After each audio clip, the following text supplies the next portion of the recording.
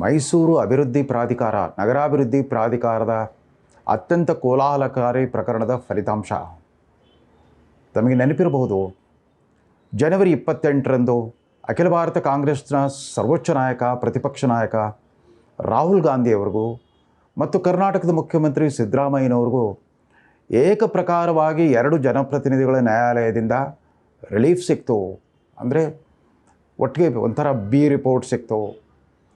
ಲಖನೌನ ಜನಪ್ರತಿನಿಧಿಗಳ ನ್ಯಾಯಾಲಯದಲ್ಲಿ ರಾಹುಲ್ ಗಾಂಧಿಯವರ ಅಕ್ರಮ ಪಾಸ್ಪೋರ್ಟನ್ನು ಪ್ರಶ್ನಿಸಿ ಸಲ್ಲಿಸಲಾಗಿದ್ದ ದೂರನ್ನು ಅಲ್ಲಿ ನ್ಯಾಯಾಲಯ ತಿರಸ್ಕರಿಸಿಬಿಡ್ತು. ನ್ಯಾಯಾಧೀಶರಾದ ಅಲೋಕ್ ವರ್ಮಾ ಅವರು ಬೆಂಗಳೂರಿನ BJP ಕಾರ್ಯಕರ್ತ ವಿಘ್ನೇಶ್ ಸಲ್ಲಿಸಿದ ಅರ್ಜಿಯನ್ನು ತಿರಸ್ಕರಿಸಿಬಿಟ್ಟು ಒಬ್ಬ ವ್ಯಕ್ತಿಯ ಪೌರತ್ವವನ್ನು ನಿರ್ಧರಿಸುವ ಅಧಿಕಾರ ಈ ಕೋರ್ಟಿನ ವ್ಯಾಪ್ತಿಗೆ ಬರಲ್ಲ ಅಂತ ಒಂದು ವಿಶಿಷ್ಟವಾದ ತೀರ್ಪನ್ನು ಕೊಟ್ಬಿಟ್ರು. ರಾಹುಲ್ ಗಾಂಧಿಗೂ ಅಲ್ಲಿ ರಿಲೀಫ್ ಸಿಕ್ತು.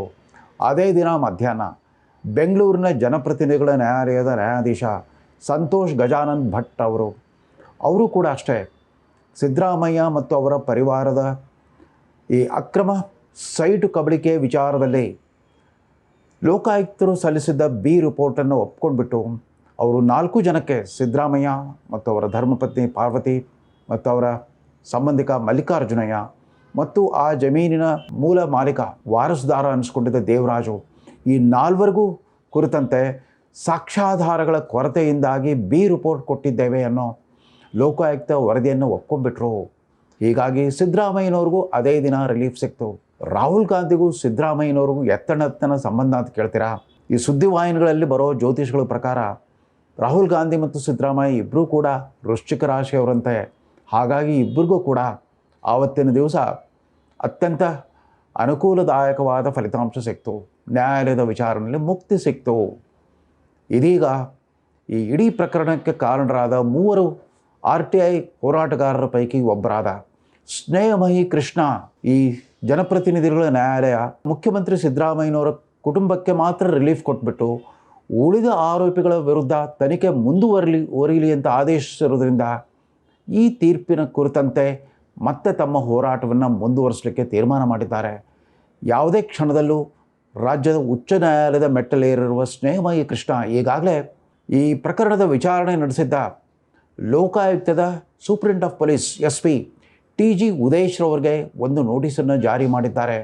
ಅವರ ಕಾರ್ಯವೈಖರಿಯನ್ನು ಪ್ರಶ್ನಿಸಿ, ಅಂದರೆ ಈ ತನಿಖೆ ಸಂದರ್ಭದಲ್ಲಿ ಅತ್ಯಂತ ನಿರ್ಣಾಯಕವಾಗಬಲ್ಲ ದಾಖಲೆಗಳನ್ನು, ಮಾಹಿತಿಗಳನ್ನು ಮತ್ತು ವ್ಯಕ್ತಿಗಳನ್ನು ವಿಚಾರಣೆ ನಡೆಸದೇನೆ ಮುಖ್ಯಮಂತ್ರಿಗಳ ಕುಟುಂಬಕ್ಕೆ ರಕ್ಷಣೆ ಕೊಡೋ ದೃಷ್ಟಿಯಿಂದ ನಿಮ್ಮದೇ ಆದ ಪೂರ್ವ ನಿಯೋಜಿತ ವರದಿಯನ್ನು ಕೊಟ್ಟಿದ್ದೀರಿ ಅಂತ ಆರೋಪಿಸಿಬಿಟ್ಟು ಅವ್ರಿಗೊಂದು ನೋಟಿಸ್ ಕೊಟ್ಟಿದ್ದಾರೆ.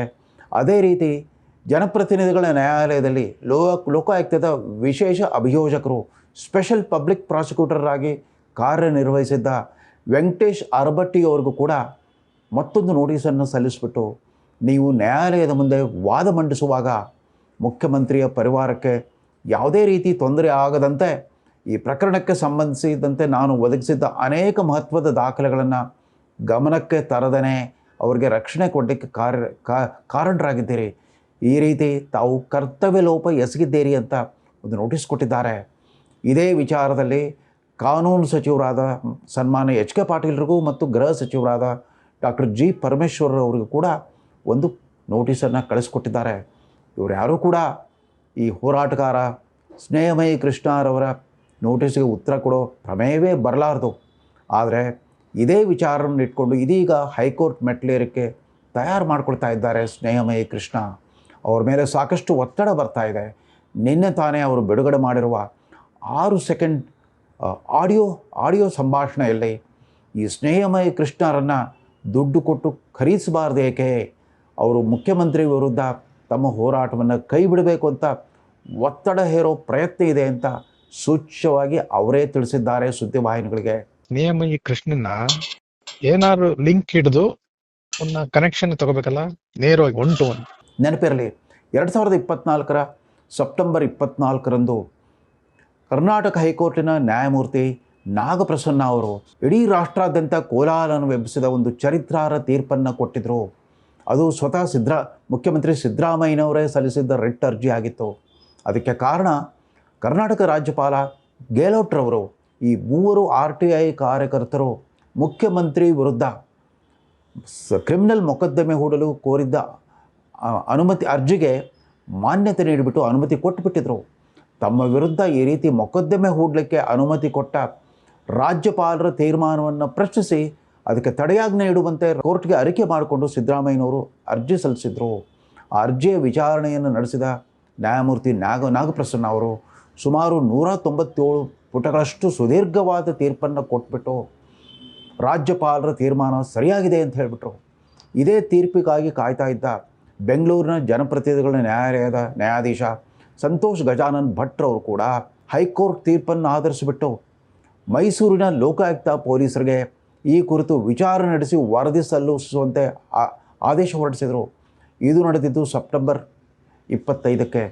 ಸೆಪ್ಟೆಂಬರ್ 24ಕ್ಕೆ ಹೈಕೋರ್ಟ್ ತೀರ್ಪಂತು. ಸೆಪ್ಟೆಂಬರ್ 25ಕ್ಕೆ MLA MP ನ್ಯಾಯಾಲಯದಿಂದ ಆದೇಶ ಬಂತು. ಸೆಪ್ಟೆಂಬರ್ 27, 2024ರಂದು ಮೈಸೂರಿನ ಲೋಕಾಯುಕ್ತ ಪೊಲೀಸರು FIR ಕೂಡ ದಾಖಲಿಸಿದರು. ಅಂದರೆ ಸಿದ್ದರಾಮಯ್ಯ ಪರಿವಾರದ ವಿರುದ್ಧ FIR ದಾಖಲಿಸ್ಬಿಟ್ಟು ವಿಚಾರಣೆ ನಡೆಸಿದರು.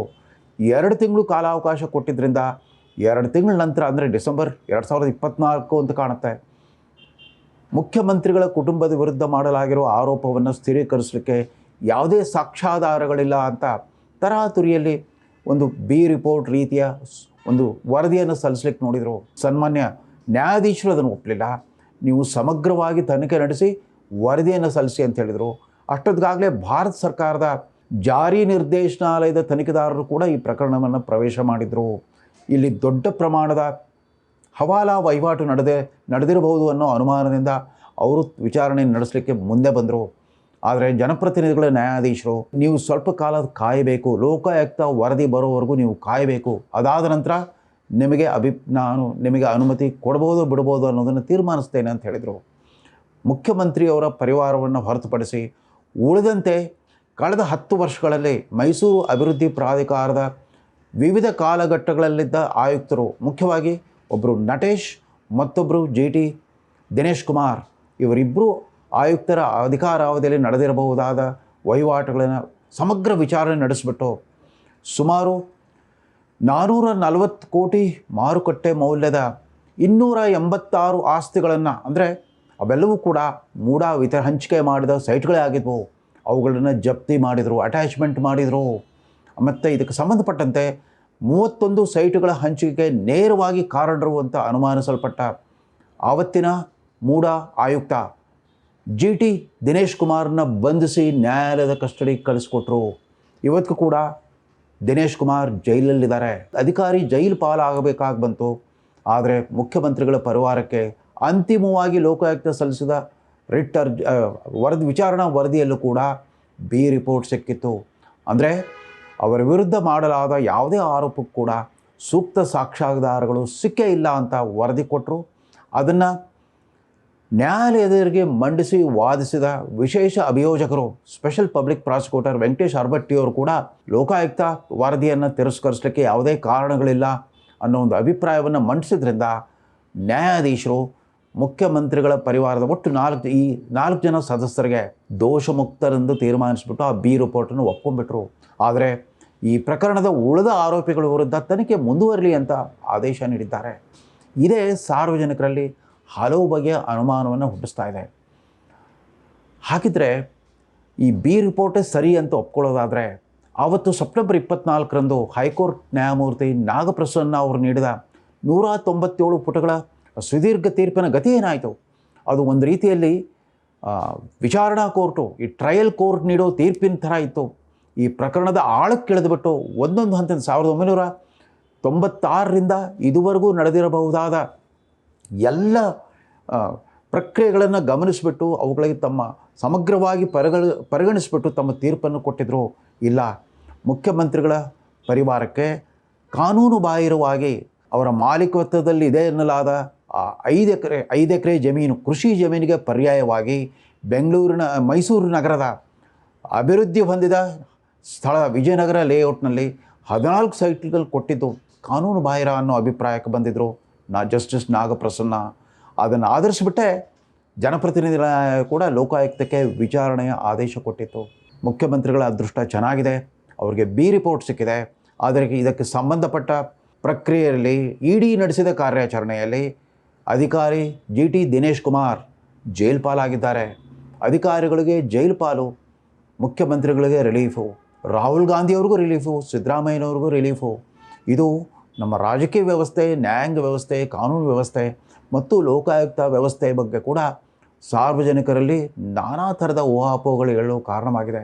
ಇದರ ಮಧ್ಯ ವೀರಾಭಿಮನ್ಯುವಂತೆ ಏಕಾಂಗಿಯಾಗಿ ಹೋರಾಟ ಮುಂದುವರಿಸಲು ಸಂಕಲ್ಪ ಮಾಡಿರುವ ಸ್ನೇಹಮಯಿ ಕೃಷ್ಣ ಅವರಿಗೆ ಯಾರಿಂದಾದರೂ ರಕ್ಷಣೆ ಸಿಗುತ್ತಾ, ನ್ಯಾಯಾಂಗದಿಂದ ಅವರಿಗೆ ರಕ್ಷಣೆ ಸಿಗುತ್ತಾ, ಕಾದು ನೋಡಬೇಕಾಗಿದೆ ಅಂತ ಹೇಳ್ತಾ, ಮೂಡಾ ಪ್ರಕರಣಕ್ಕೆ ಇನ್ನೂ ಪೂರ್ಣ ವಿರಾಮ ಸಿಕ್ಕಿಲ್ಲ.